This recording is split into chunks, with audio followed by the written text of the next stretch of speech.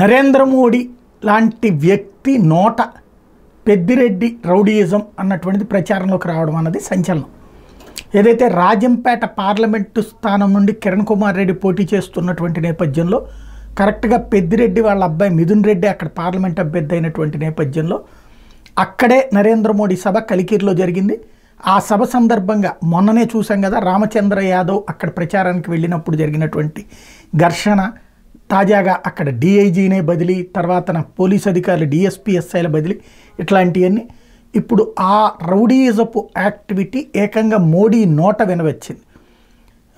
రాయలసీమలో ఎస్పెషల్లీ ఈ ప్రాంతంలో ఓ రౌడీ మంత్రి ఉన్నారు, రౌడీ రాజ్యం చేస్తున్నారు.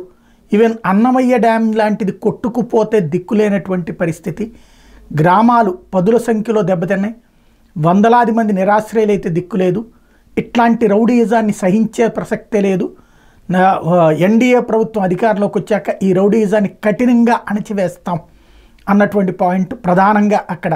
అంటే పెద్దిరెడ్డి లాంటి వ్యక్తికి సంబంధించిన అంశం నరేంద్ర మోడీ నోటి నుంచి, అంటే పెద్దిరెడ్డి అని పేరు చెప్పలే కానీ ఆ రౌడీ మంత్రి అంటే అక్కడ ఉన్నటువంటి మంత్రి ఆయన, ఆ పేరు మోడీ నోట రావడం అన్నటువంటిది ఇక్కడ సంచలనం.